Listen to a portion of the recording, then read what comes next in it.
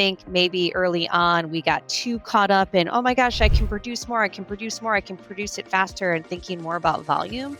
And for us, from a content perspective, I constantly say more content doesn't equal better content. Better content equals better content. And that's where that slop comes into play. You're just focusing on volume and just putting anything out there. It just is all going to sound the same. It's all going to be noise. And how, again, are you really going to be breaking through to your audiences?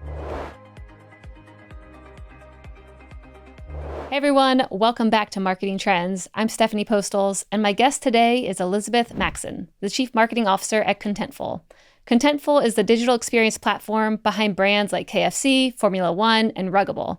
And Elizabeth recently partnered with The Atlantic on a major piece of research that surveyed hundreds of marketing leaders on how AI is actually being used, not how we say it's being used. And what she found is both uncomfortable, but actionable. So let's get into it. Elizabeth, welcome to the podcast. Thank you so much, Stephanie. It's great to be here. Yeah, I'm super excited to have you on.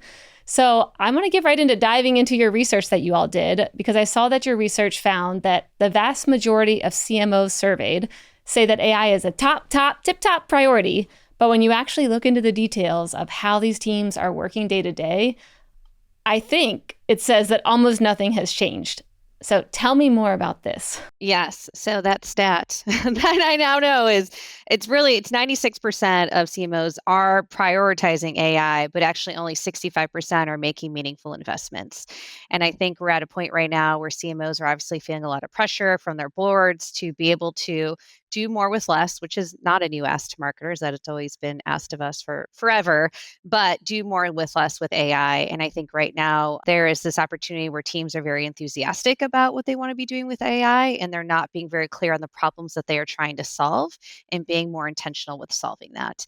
And so that was a big thing that I actually found really interesting in the research as well. Yeah, I think I remember on our call last time that we had, you called this the Optimism-Execution gap. And so what does that actually look like inside a marketing org, especially thinking about that 65% that you just talked about? Like, tell me more about this gap. Yeah, so I think it comes back to knowing where to get started. And so in a lot of places, I think we were stuck in an experimentation mode. And with the speed that AI has been moving and changing, you could use a tool at one point and it not be great. And months later, it is wildly different. And so I think there's also this wanting to have some proof into showing that you're using AI, but actually adopting that, deeply embedding it into your workflow is really where that gap is now happening. A big part of this is I feel teams need to start moving out of that experimentation phase into those deeply embedded workflows and really starting to be a little bit more committing to what they need to do, especially when it comes to their tech stack. I do. I mean, when it comes to this pause, getting kind of stuck, I personally feel like I'm kind of in that because there's so much, so many new pieces of tech and capabilities coming out. I mean, even over just the past couple of weeks. And personally, I'm well, I don't know if I want to move forward because there might be a better tool or a better way to do it. And here I am now buying someone else's, tech stack, and then something else comes out. Now it's all open source. And then now I can do it myself. So how do you think about this? Move forward, commit, execute, but also be prepared for maybe something coming and wiping out all of your plans in, a day? I think one, it's being okay with that. I think that's inevitable, right? With anything that you buy, right? But I think a big thing that marketing teams really need to do today is first identify what is the problem they are actually trying to solve. What is the pain point? What is the one thing that you can go and fix in your organization, whether that is making your team go faster? Maybe it is taking care of a mundane task. And then honestly, I think a lot of it is sharing in community. One of the things I had mentioned before this call is I was chatting with another CMO. I mean, I'm chatting with CMOs all the time, and we're just constantly sharing what's new. What are you using? I've never been so open about my technology stack ever in my life. And I think that's why everyone is curious and no one has the answers. And the more that we can be sharing together what we're doing and what we're not doing, I think is really going to help everyone succeed. And times, yeah, you're going to invest somewhere and maybe there's another tool that's going to wipe it out. Or you can build it, but I also think it comes back to your own time. Do you want to build it? Do you have the time and energy and effort to do that? Or should your time and effort actually be spent on something else? Or hire your own AI engineer to build it. I think that's also interesting seeing a lot of new roles that are coming to the fold that didn't exist before. We now have an AI engineer, for example, in my MarOps team. I never thought that that was going to be a thing years ago. So I think it's really interesting. It's new opportunity for new jobs. I don't think it's as much fear as marketers feel of AI taking away their jobs. I think they got to find a way to be intentional, purposeful, solve a problem as a way to head towards that commitment. So for the research that you did with the Atlantic, I was wondering as I was looking through, I'm like, I wonder, like, why did you want to do this research? What was behind it? What were you trying to figure out? I'd love to hear some of the behind the scenes on it. Yeah, I mean, for us, there's a couple aspects of it. I mean, from a strategy perspective, we have gone through a transformational shift here at Contentful and really designing a product meant for marketers, but we were speaking to developers. So step one was, how do I get into the mind of marketers? And obviously I am one, right? And that provides only one point of view though. And so we really wanted to find a partner that was going to work with us creatively, pull together a global point of view and really understand marketers at a deeper level, more so of how they're thinking and feeling from their own skill sets to what they're prioritizing in their workflows. And then obviously where can Contentful come in and help? So it really came from a place of curiosity and again, wanting to expand our point of view across many. Were there any pieces of data that came back that were really surprising or that proved you and your team, wrong, where you're like, I thought we were going to see this and we saw the opposite? I wouldn't say that we thought something and saw the opposite, but one thing I did find surprising was actually the global breakdown. So, for example, if we looked at what within different regions, what did certain marketers prioritize as their most important focus? In North America, they prioritize campaigns. In EMEA, they're prioritizing governance. Of course, like thinking back on that, that makes sense, right? Like you have to think about all of the steps that around data, and of course, governance is, important in EMEA as it should be for everyone. But it was interesting to see such a stark difference. And again, thinking about from our own team of marketing to marketers, it's really challenged us to think differently in the content we're creating. How can we make sure our content geared towards our EMEA market is focused on that governance versus solving other problems in North America? So it is interesting looking at things culturally and how that behavior is driven. I also see that not only in the research, but even in our day-to-day tools. An example of this is Qualified. We've been using Qualified as a chatbot on our website, and we see much more use of it in North America than we do in EMEA. And it's like interesting. It's like, what is that skepticism to want to talk to a chatbot? So there's a lot of behavior elements that I think I just geek out over as well. So I like seeing that come through in data to help inform what our strategy should be. I mean, the chatbot example is interesting because, yeah, just from our US point of view, it's like, why wouldn't you want to interact that Exactly. way or try it? Because we don't really want to talk to people. So it is our preferred method, but Right. maybe No, they I want a mean, phone call. I'm finding these trends in very funny pockets. It's not like there's not one person in our team thinking from a global lens, here's what I'm seeing differently within region. It's just kind of popping up. So again, it all comes back down to the data. I mean, the qualified data was something that our team presented to me last week. And I was like, oh, that's an interesting finding. And so, yeah, I'm just starting to kind of pull all these mini data points together to help inform us of how to speak to these audiences better. I mean, obviously, that's every marketer's goal, right? Is to meet their audiences where they're at. And the more we can learn about them, the better we can do that. Yeah. Do you find that I mean, now when I look at all the new technologies coming out with OpenClaw and things like that, are you re-envisioning how to find this data quicker and probably have whole teams of AI agents that are going out, finding information, coming back, changing your marketing, A/B testing overnight, and all of a sudden you just wake up and are approving, different ways of testing it? Or maybe, yeah, tell me more about how you're thinking about these more recent shifts that are happening in this world. I feel like that's what you just painted as super future. But in the reality of today, this is what we would call evidence-based creativity. And it's really leveraging AI to be able to surface trends and data and insights that maybe you didn't have before. I think often when you first start like early in a marketing career, you're very focused on, creating the thing, launching the thing, how did the thing perform, what could I learn from it, and maybe do it again. Where we should really be looking at what are the data and insights we can be getting from AI, whether it's summarizing, it's pulling from new data sources, it's something that is automated versus the manual work that maybe has taken you in your past, to now have that inform your strategy. And so I really see data coming in at the beginning in addition to the end. And that's probably maybe a new step in the process for marketers. Previously, you talked about, AI slop and how much is going out there. And which I know this was like the term, I forget who termed it. You probably know, you told me about this, but like that was the term in 2025. Merriam-Webster, they added slop as the word of the year in 2025. Do we think it's going to be the word this year too? Or are things changing now? Because now I'm like, now it really feels like you can do more than we ever could. But what makes it different this year than last year, you think? If you think it is, could be different. I don't think it's different. I think it's more awareness that it's happening. So, what I think is interesting, we had our company kickoff in Berlin a couple of weeks ago, and we were in these functional breakouts with our marketing team. And I was telling a story of the first time I really felt like I experienced the slop. And it was when I recognized writing that was published on LinkedIn that I know that my GPT had sent me almost verbatim, right? I was like, oh my gosh, it just shows that you're not sounding unique. And it's also very different in formatting of writing. It's very kind of these short form sentences that seem to be really interesting. So I guess my point is the more people are using it themselves, the more they can now recognize the slop. And I think maybe early on we got too caught up in, oh my gosh, I can produce more, I can produce more, I can produce it faster, and thinking more about volume. And for us, from a content perspective, I constantly say, more content doesn't equal better content. Better content equals better content.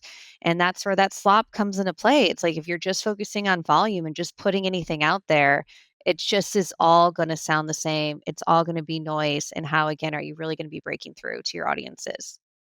So then when thinking about good content, I mean, you're the masters of being able to see this with not only, I mean, one, I'm thinking, how do you work with your team on, making really good content, but then also what are you seeing from the industry? Because it feels like it's changes so rapidly of, okay, now this is the style, this is the thing that's working. Nope, not that anymore. Now everything's video. Nope, not that anymore. And it just shifts really quickly. And I'm also like, who's making up these rules? How do we know that this is even what's working?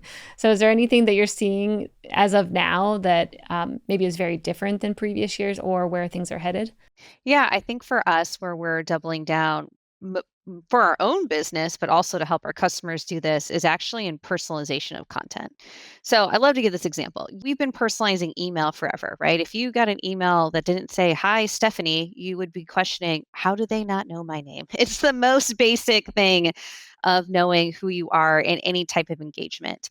And I really believe that that expectation is going to span to your website as well. So an example for us, one of the beauties of working at Contentful is also my team runs on Contentful. And so we found that 26% of our visitors to our homepage were clicking login, which obviously means that they are current customers, they're logging into our platform.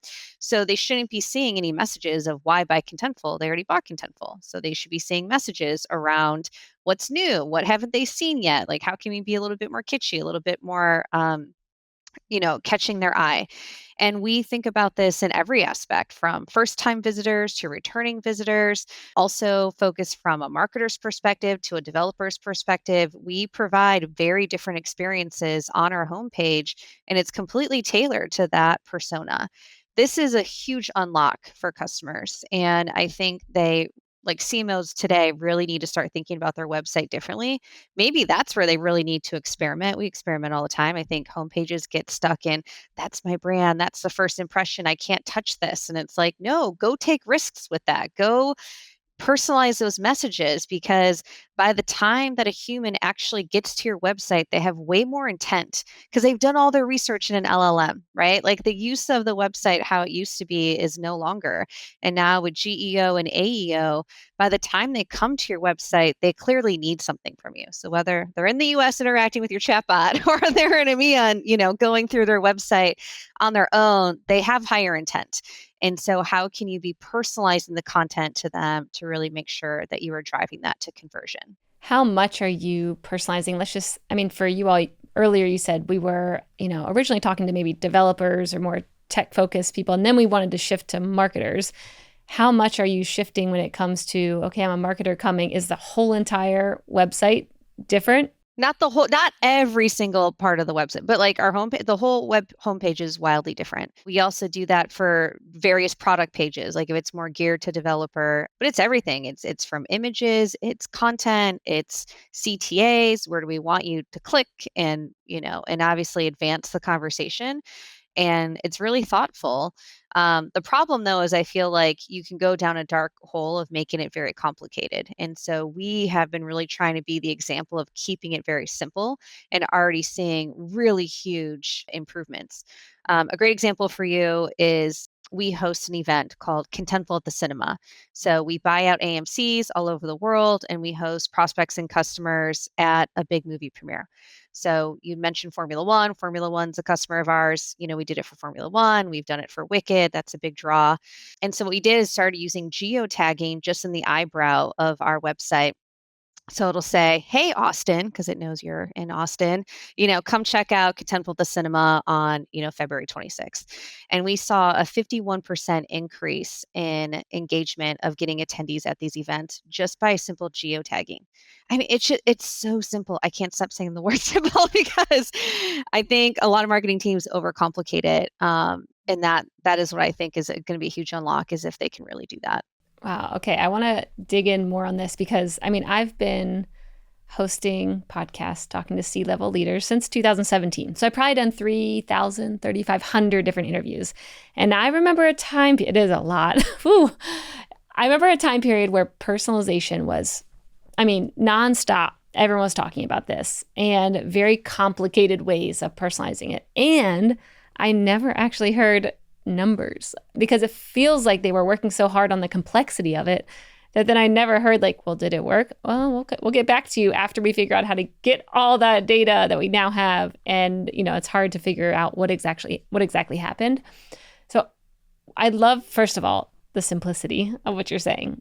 I think it's a good life lesson in general with almost anything. But what are some other simple things that you did that had big movements like the geotagging? If you do any A/B testing, right, there's so many different elements. You can test one ad against the other, but you can only test one element at a time, right? So maybe it's the headline, maybe it's the CTA button, maybe one, for an ad, it's a person and this is a product. And so it's hard to get to the crux of what actually is the differentiator. So when it comes to our website, we really try to focus on really big buckets, right? So someone who has never been to our website before versus somebody that has. Another great example is we launched a brand campaign last year called Feeling So Contentful.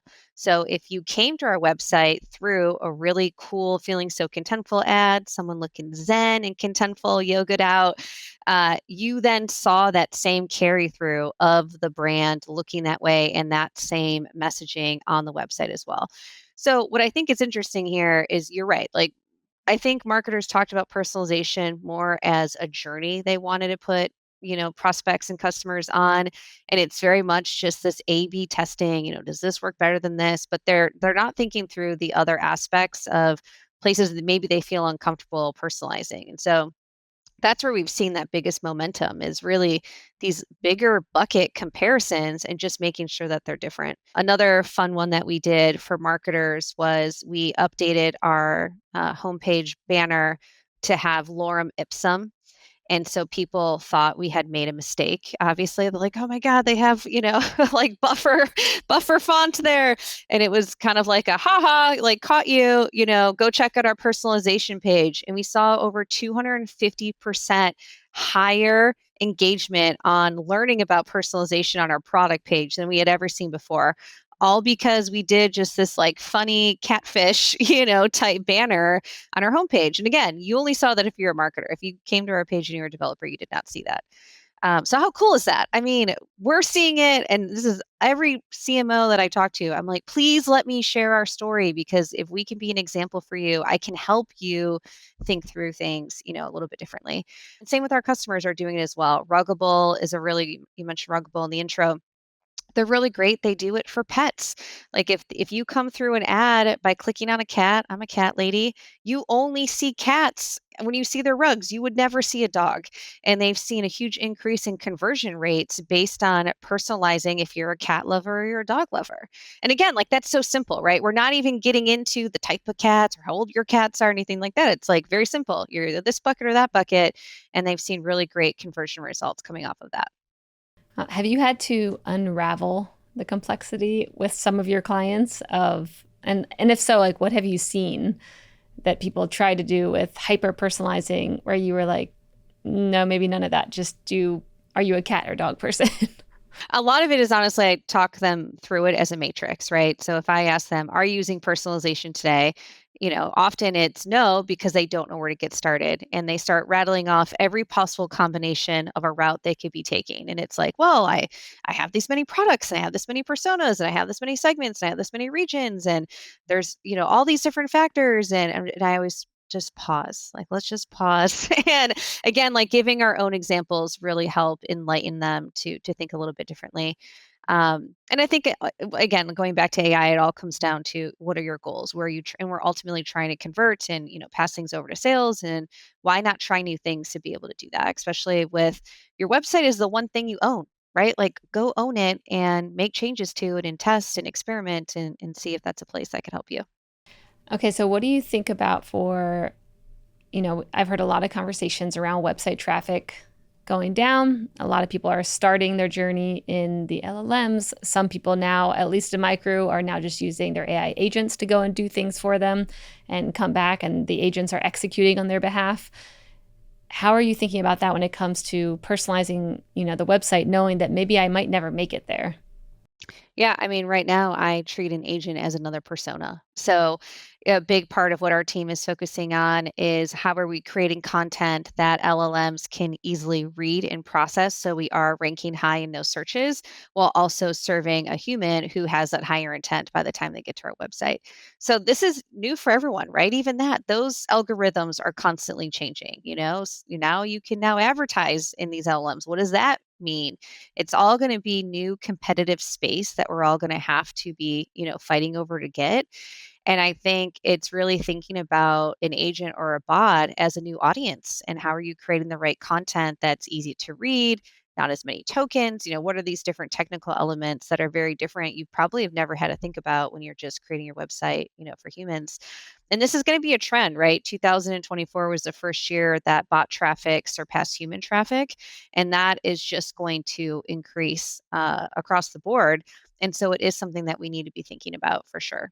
Yeah, I mean, then they could use Contentful, right? You guys can figure it Yes. out, have it be We will be your personalized. partner to figure that out. But it goes back to, if you when you do come to the website, how great would it be to, we know who you are and we know why you're there, and here everything that you need to find, for your tools to do that. Another great example of this is Nike. For they produce tons of content for very specific use cases, and I think that's a really interesting tactic. Example that I give, I think it's the standard Google search in the past was 6 words, and the standard search in an LLM is 37 or around those numbers. And I think about it for myself. It's like, okay, back in the day, I would be like, Nike mom shoes. And like, that's my Google search. And it's like, what is that, right? Now I'm typing in, I'm in my 40s with 4 children. I live in the Bay Area. What type of shoes can I be hiking in the redwoods that can easily transition to the playground in the afternoon? And lo and behold, Nike will have an article for that. I mean, it's like literally they're getting to the point of producing really great content for use cases, because we need to, again, meet customer expectations. So our expectations are no longer generic 6 question searches. Our expectations are really detailed questions. And now we have really detailed answers that are bubbling up. Yeah, I mean, this makes me think about, the rise of voice search. And I don't really type much anymore. At least, I mean, when I think about if I'm in any of the LLMs, I mean, a lot of it I even have is like a whisper flow thing where I just hit shift space bar and then it just starts recording my voice and all of a sudden I can put it into anything. And so it feels like the searches are only going to get way, way longer because then I'm just on there talking about, well, this happened today and then that happened and this is my numerology and then add in my astrology. Plus, I'm a CEO. All those tell me what things. shirt I should buy. Yeah. But it's funny though, that to me is a behavioral thing. My husband, Yeah. 100% a total voice guy. I'm not. I have maybe talked into it one time and What? yes, I'm hardcore Okay. typer. I don't know what it Wow. is. So yeah, I think it's going to be, are you a this person or are you going to be a verbal person or not? And I'm stuck in typing. Wow. I mean, I'm trying to move back into handwriting again because I saw this study that's very helpful for dementia. This is a total side note, but it was like this big study that happened in Japan, and then half the group that was like handwriting in their journal didn't get dementia or Alzheimer's, Yeah, and the I other mean, half who was just typing and stuff and on their iPads, they did. well, So, there's so many elements anyways, to that. We're a member of my team and I were chatting today about how thinking about skills of the future. What will our kids, inherently just because they're just now ingrained in this technology, they don't know any different, right? Like for them, this is very different. Um, but are they going to miss out on really core skills from like what I'd say street smarts to, is there so much relying on technology that they're not going to have, the right skills to to do what they need to be doing. So yeah, no, I definitely think about this too. I have 4 kids as well. And I was trying to teach one of our kids cursive, and I'm like, oh, you haven't learned this yet? No one's teaching you this? Like, I I will know. step in and make sure No, this they skill don't. does not die I with don't think us. they teach it. My 8-year-old, she tries to do like she sees it and she tries to do squiggly lines, but it doesn't translate. I don't think they teach it anymore. Yeah, man, this could be a whole nother episode of how to think about marketing for the future, Yes. future generations. So, okay, when getting back to thinking about team structure, I know earlier you mentioned this of having a new role that is this, what was the role that you called it? We hired an AI engineer. What does this person do on your team? So many things. They're the problem solver. I mean, she came in and we're just like solve all these problems for us. I think it's right now she mentioned our company kickoff a couple weeks ago. She led an entire training for our team on how to build custom GPTs, and we prioritize what GPTs would be most beneficial to our team, and we broke out in teams and we built them, and we did that all in an hour, right? Like she led that effort, but now she's going to carry those forward and really understand of those GPTs, what are the data sources that need to be connected? Where are areas that require maintenance versus this is one off? Where does this need to have more permissions broader to the entire company? I also look to her from just driving our AI culture. Where are we continuing to share and learn from each other? One of the things that I personally have found shocking with AI is just how one to one it is. The ability to, obviously there's AI and so many different tools, but if you look at, content creation, there's not a way right now to be co-creating content or being in a conversation together with, ChatGPT and other teammates. And so what are, you might prompt differently than I prompt. Where are we learning how to prompt? Like who says that's the right way to do it and what is the learning from it? So one of the things that we've done internally, we're Slack users. We create a Slack channel. It is all about an AI playground where we share the good, the bad, and the ugly, and it's really great visibility. Perfect example I give is our go-to-market leader came into the company and said, "I created this amazing thing with AI where I can create what we call the NASCAR slide. Right? It's the slide of all of our customers' logos." And he's like, those are so painful to create, right? And making sure you get it right. He's like, I used AI to create this in seconds. And then I was like, this is amazing. And then I tagged in our customer marketing team, like, what do you think? And they're like, none of these logos are approved. I'm like, great. Like, but I'm glad we shared this, right? So now QAI engineer, help us find a way to connect this to Salesforce. Salesforce has the approved logos. How can we be pulling from that data so anyone create, a NASCAR slide that is correct, right? So, but had he not shared that, that would have just gone out to maybe our entire field. It could have been like a whole new enablement updating in our first call deck, and it would have been wrong. And so that's what I think is really missing here is really driving a culture around AI and sharing and learning from each other. Similar to how I mentioned learning from other CMOs, I think teams need to empower that culture sharing as well. Yeah, an interesting shift I'm seeing just personally and then with my company is it's like non-technical people are now kind of jumping into these more technical spaces. I mean, I'm even thinking about before this interview, I was working in Claude Code,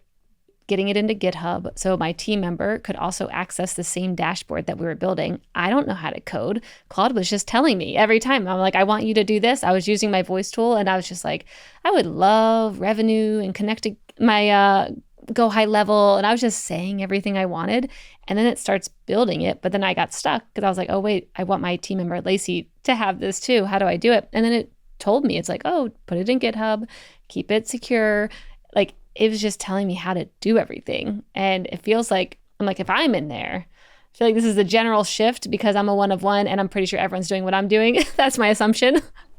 But it feels like it's a shift of like people kind of getting their hands dirty in the weeds in a little bit more technical of a way than we've ever had to before, but also because we can, like we're able to get in there and get our hands dirty, which is also fun. Well, I think, but to your example, for me, you're using it as an assistant, right? It's like assisting you in how to do that. And I think that is what has been interesting is how do you view the AI that you're using? Is it assisting you? This is where we talk a lot about really believing in the human in the loop and, where we believe, you know, if you look at what AI is not, it doesn't have morals, it doesn't have judgment, it doesn't have lived experiences. This is a place where we really focus on how important the human and the marketer is in the process.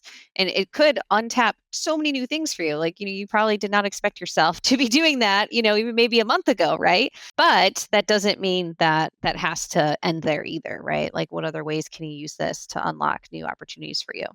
So I'd love to hear more about, your thinking around org chart design when thinking about bringing on new marketers or your team structure, knowing that, we talked a bit of the AI team member who is overseeing all the AI efforts within your team, but how else are you thinking about hiring this year, next year?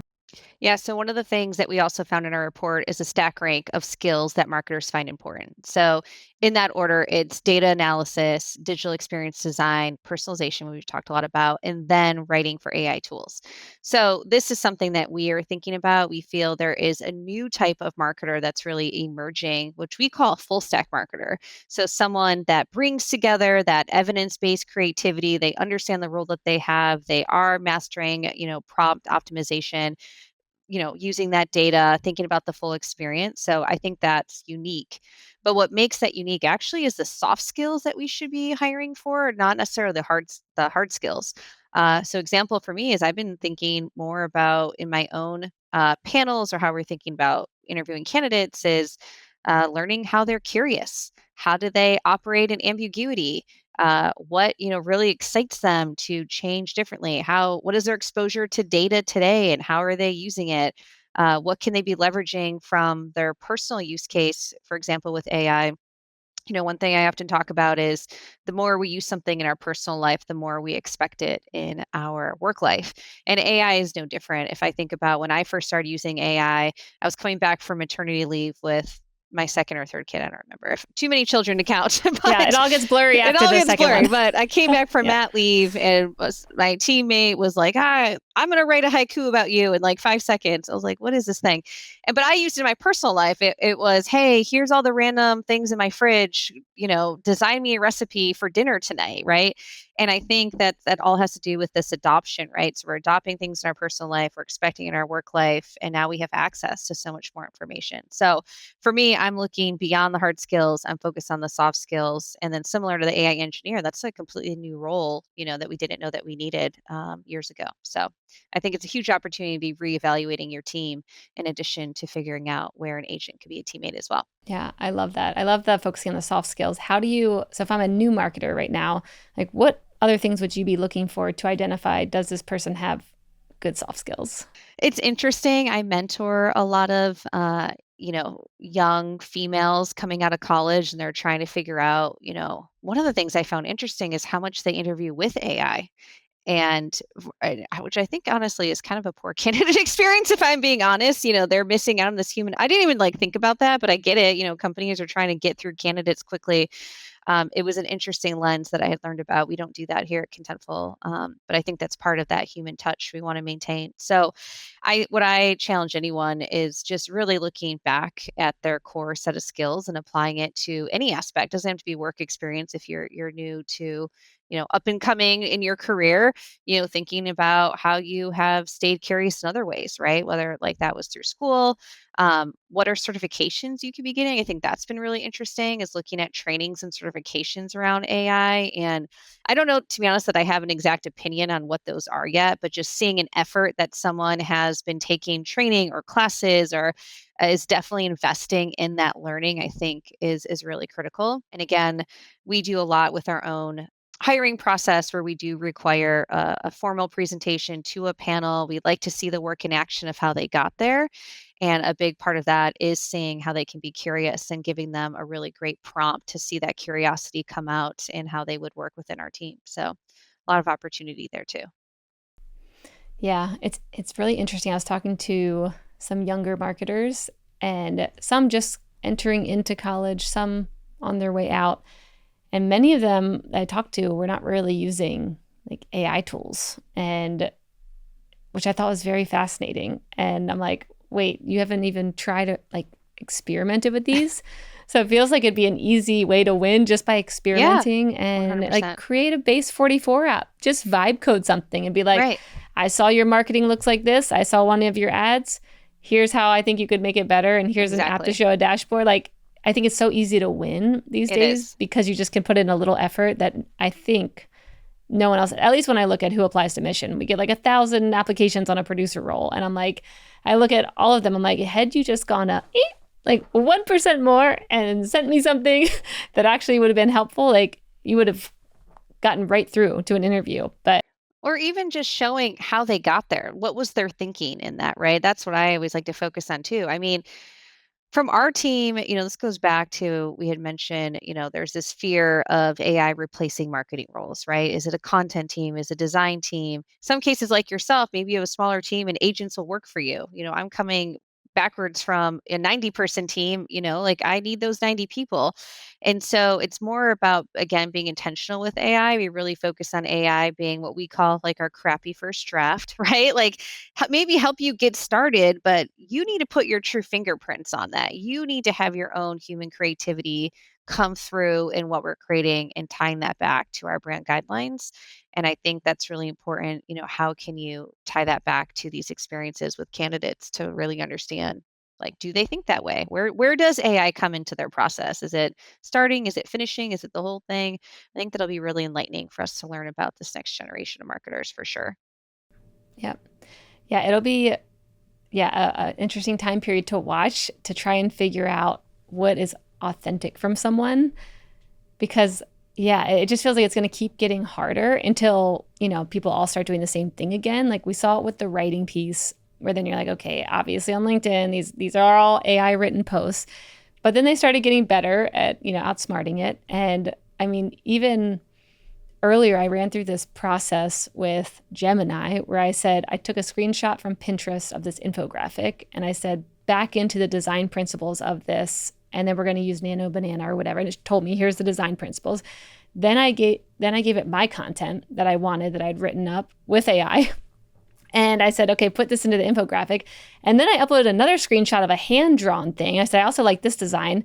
And it took my content, did it in handwritten format, put it in an infographic. And I was like, whoa, I'm actually blown away by myself by doing this. And it made me think, I'm like, how will people know anymore as it keeps getting better and better? Like, it feels like it'd be hard to know, okay, was that actually from you? Did you actually handwrite that? I mean, it looked like I did, for I don't sure. know that And will be I'm able going to to, put it on right? LinkedIn too. Yeah, I'm going to see how it exactly. does. I can't wait to see I'll it tag now. you. I can't wait.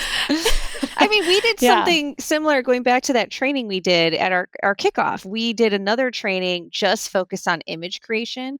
And so we trained the team on how to write very detailed prompts. I mean, like the depths of these prompts from like, I want this camera angle and this, this type of lighting or what have you.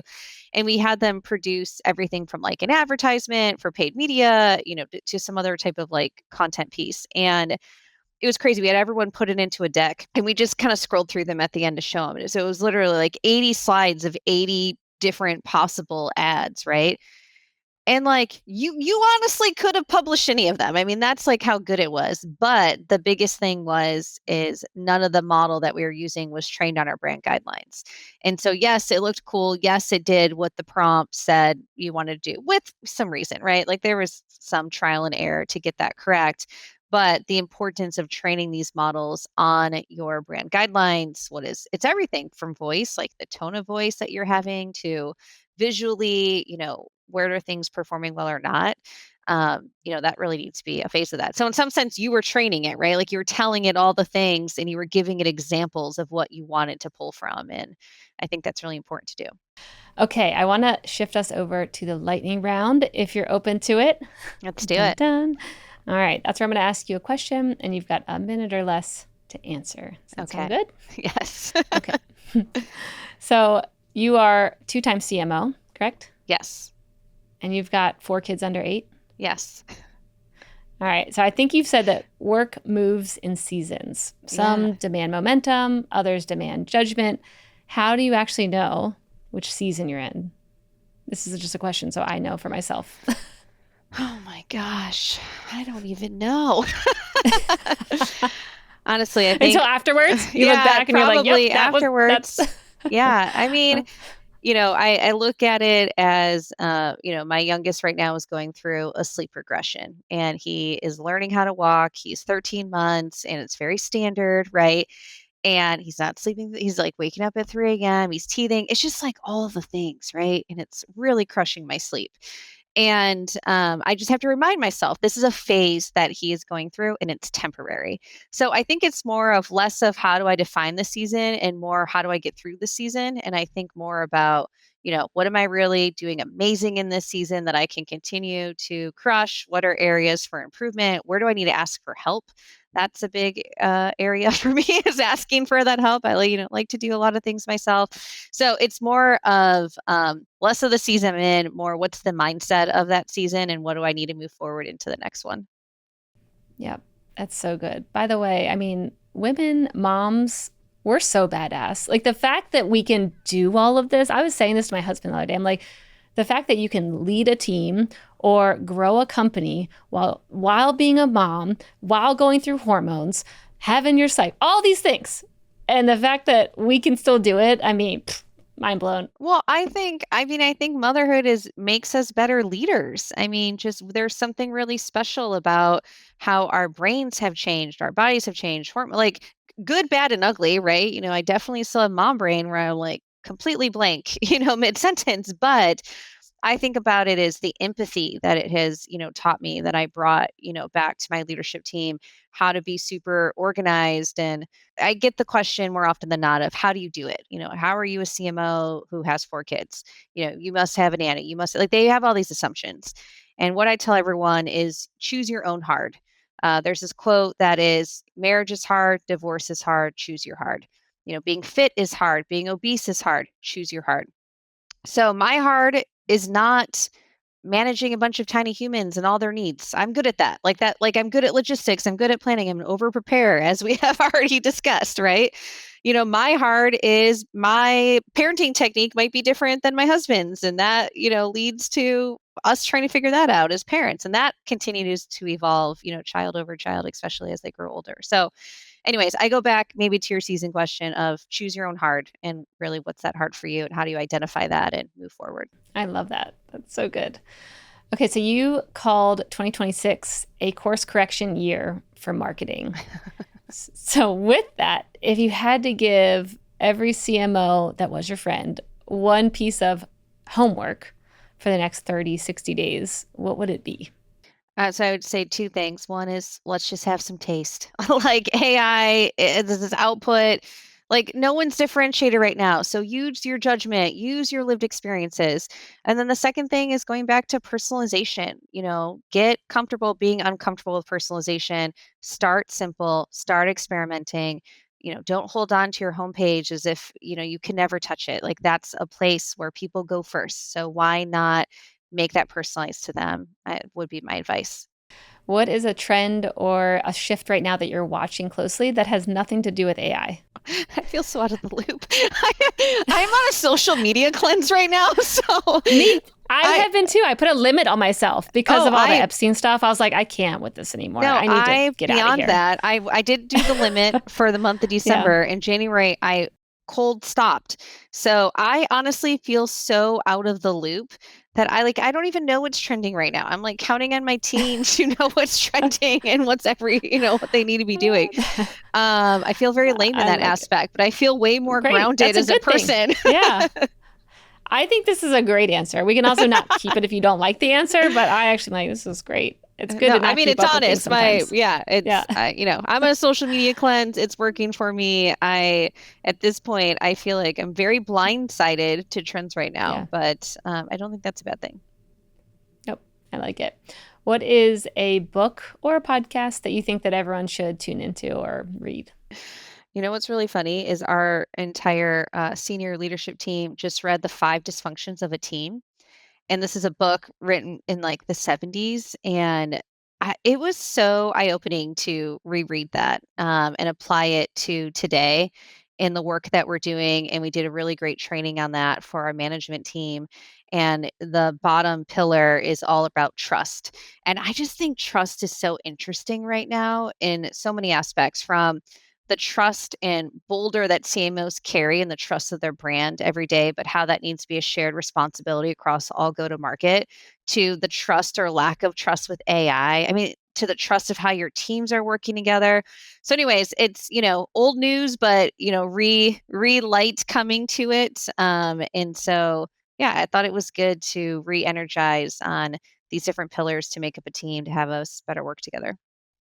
Oh, that's cool. Okay, so did you all do a book club together or what did that Well, we format did a look whole like? training around it. We brought in an external trainer. It was required for everyone to read the book ahead of time. We did a self-assessment on where we felt we were at within the five dysfunctions, and then we focused the ones we were on in the worst. And there's still work to be done. This is never a training that is one and done. And so, how do we continue to focus on this in our management trainings moving forward is something that we're committed to as a leadership team. But yeah, it was I would say a voluntold book club, like everyone had to read it before coming to the training. But I found it very refreshing and grounding, quick read, and also just gives you a lot of perspective on so many different aspects of a business and the role that individuals play. That is one Okay, and last done. And question. so And this one comes from Reddit. There was all these threads and conversations happening where people were talking about their MarTech stack and how I remember a couple people basically saying like I've got, 15 tools and 12 of them overlap. How would you as a marketer think about this looking at your marketing tech stack? Like how do you find the things to quickly, okay, we don't need that anymore. What does auditing that look like? And you can have more than a minute on this one. yeah, I'm like you're opening up a can of worms here. Okay, so a couple of things to think about the tech stack. One, this was surprising in the research. So we actually had a question on this in the research, and it found that the sweet spot for our tech stack is 6 to 7 tools. I was at a dinner in New York with a bunch of CMOs around a table, and you had one person saying, "Oh my gosh, that's not enough. I have 30."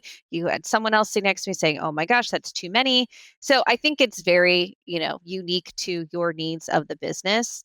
And for us, it's something that we do take seriously. We actually just did, and we're working through an audit right now with our MarOps team as well as with our IS team of where are we trying to actually invest and where are we trying to make sure that we are seeing those results? And if not, what does that mean for us? Another example, I had mentioned qualified earlier. We just, are doing more with qualified recently. And I made a point on a sales call today, like, hey, listen, marketing's investing in this.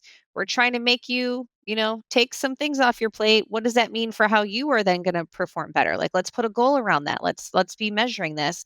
This goes back to data, right? How that data can form it. So I think it's just staying consistent with reviewing and evaluating, also most sharing. I joke with a lot of CMOs, but I really want to do this. I want to host a closed door session with like a handful of CMOs of just like show us your tech stack and everyone like an open Komodo, like let's just show everything and like let's question it and why do you do this and why do you do that? And a lot of CMOs are open to that. I really just need to put it on the calendar. Why don't we do it? Yeah, I think we Part should. Yeah, I mean, I've actually wanted this. Some of the best content clips from our episode is when I've had CMOs dive into their tech stack. Yeah, So the market readiness and they want this content, it's there. exactly. So, Yes, I'm into it. well, Elizabeth, this has been awesome. Thank you for coming on Marketing Trends. Where can people learn more about you and what you're working on at Contentful? Thank you, Stephanie. This was a really great conversation, and I'm leaving super energized. So I appreciate you. For anyone that is looking how we personalize our website, please go ahead and head to contentful.com or come follow me or connect on LinkedIn, and let's stay more connected. Amazing. Thanks, Elizabeth.